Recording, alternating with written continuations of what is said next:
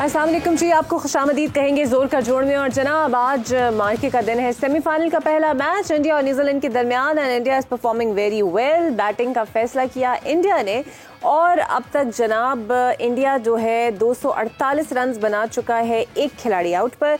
और जनाब रन्स के अंबार लगाए सबसे पहले रोहित शर्मा ने, फिर शुभमन गिल ने 79 किए। इस टाइम विराट कोहली और श्रेयस अय्यर क्रीज पर मौजूद हैं। Virat is very near for another century. So क्या कोई और नया रिकॉर्ड विराट बनाने जा रहे हैं, ये भी देखेंगे, बिकॉज कभी कभी बुरी किस्मत बिल्कुल टाइम पे आ जाती है और आप सेंचुरी नहीं बना पाते। But 80 is the score for Virat Kohli.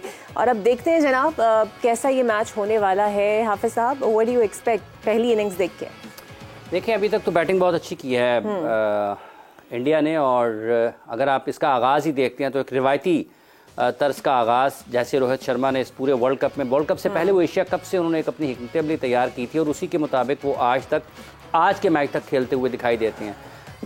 जारहाना अंदाज अपनाते हैं, हमला करते हैं मुखालिफ टीम के बॉलर्स पर। बात ये है कि अपने जो लोग बाकी प्लेयर्स हैं ना, उनके लिए चीज़ें आसान कर जाते हैं। बिल्कुल। अगर कोई ये समझता है ना कि ये सिर्फ रोहित शर्मा बिल्कुल आज़ादाना तौर पर ऐसा खेल रहे हैं, तो ये सोचने की बात यह कि उसके पीछे सोच क्या है, क्या चीज़ उनको मुतहर्रिक करती है, उभारती है कि वो इतना आज़ादाना और बेखौफ और जारहाना खेल पेश करें इब्तदाई ओवर्स में। तो सोचने की बात यह है इसमें, जो इस सोच के पीछे उनको एतमाद मिलता है वो विराट कोहली की मौजूदगी की वजह से है। उनकी मौजूदगी उनको ये एतमाद देती है, क्योंकि वो ये जानते हैं कि अगर वो जल्द भी आउट होते हैं तो पीछे विराट मौजूद हैं जो कि टीम को संभाल सकते हैं। और एक उनके आउट होने के अंदाज, अगर वो आउट होते हैं तो ये सोचने की बात है, और अगर वो नहीं आउट होते हैं जल्दी रोहित, तो फिर उनके पास यह है कि वो ऑल आउट अटैक करेंगे और अपनी टीम को एक ऐसा आगाज जरूर फराहम कर देंगे कि बाद में आने वाले उससे भरपूर तरीके से फायदा उठा सकते हैं।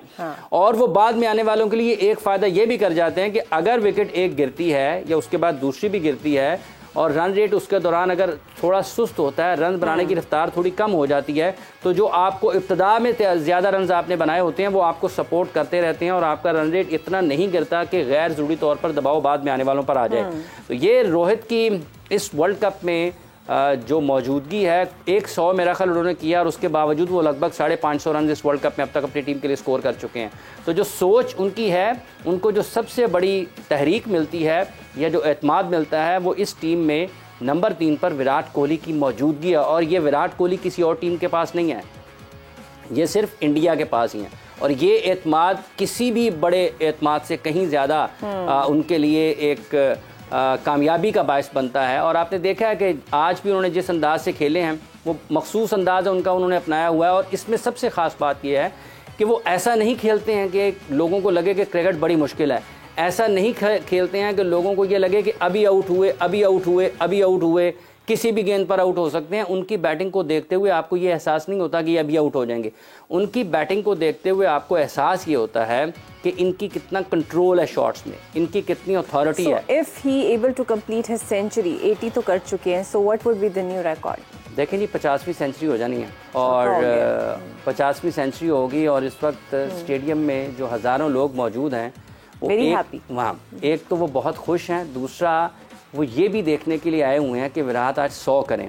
और आज बहुत सारे नुमायाँ लोग जो हैं वो इस नॉकआउट मैच को देखने के लिए भारत की मुख्तलिफ ज़िंदगी की मुख्तलिफ जो शोबे हैं उनकी नुमायाँ और कामयाब शख्सियात वहाँ पर मौजूद हैं। और ये सारे के सारे न सिर्फ फ़तह देखने के लिए आए हुए हैं, बल्कि उसके साथ साथ इनको उससे ज़्यादा इंतज़ार विराट कोहली के 50 में 100 का होगा कि वो 50वां 100 लगाएँ और फिर उस फहरिस्त में जो कि ज़्यादा सेंचुरियाँ बनाने वाला खिलाड़ी है उसमें सचिन तेंदुलकर से ऊपर इनका नाम चला जाएगा, जो कि वो करने की सलाहियत रखते हैं।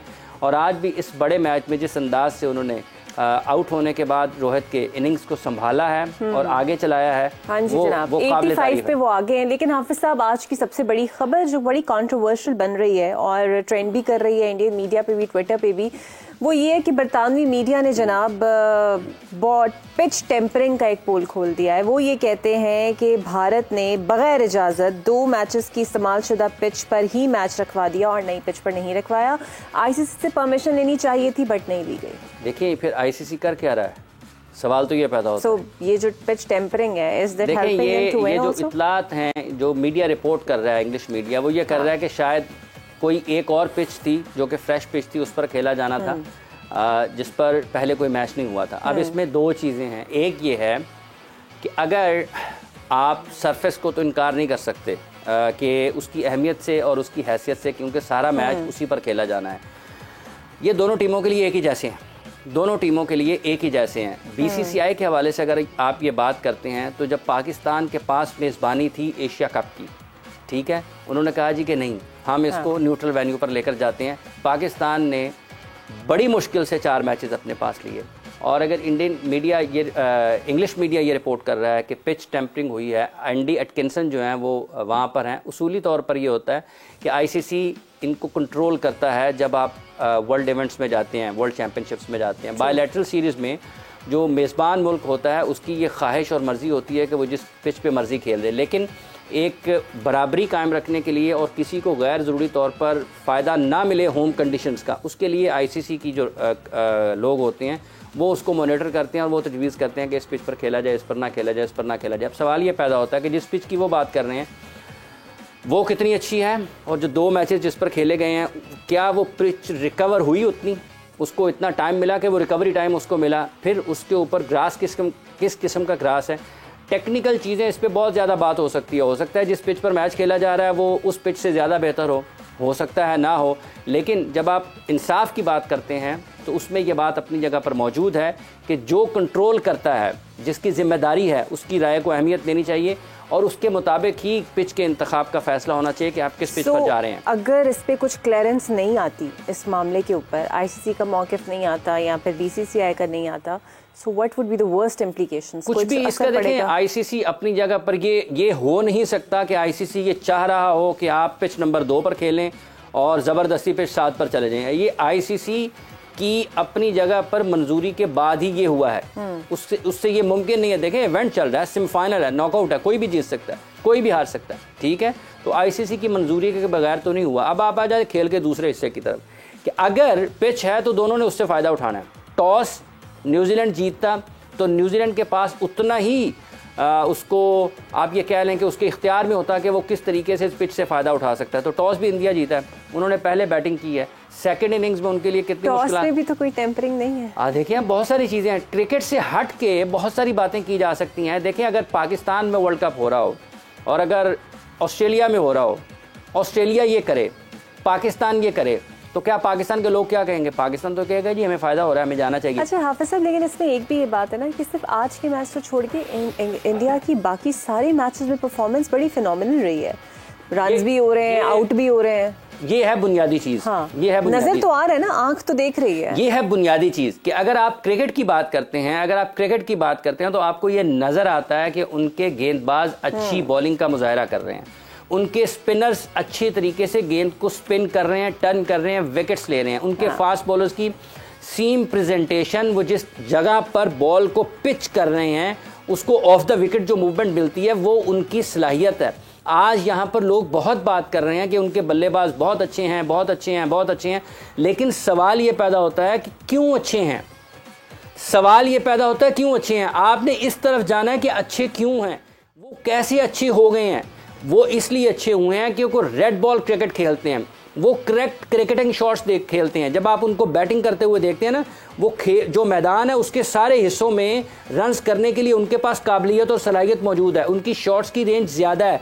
वो इम्पैक्ट प्लेयर की तरफ नहीं जाते हैं, वो 50 ओवर्स पूरे खेलते हैं। उन्होंने अपनी क्रिकेट को, अपनी शॉट्स को बेहतर बनाया है, नए शॉट्स में महारत हासिल की है। उनको रन्स करने के लिए कुछ गैर ज़रूरी तौर पर स्वीप, रिवर्स स्वीप या दिल स्कूप, इस किस्म के शॉट्स की बजाय वो आंखों के सामने खेलते हैं, स्क्वायर ऑफ द विकेट खेलते हैं, जहां पर उनको बॉल नज़र आ रहा होता है कि मैं कहां खेल रहा हूं, गेंद कहां पर जा रहा है।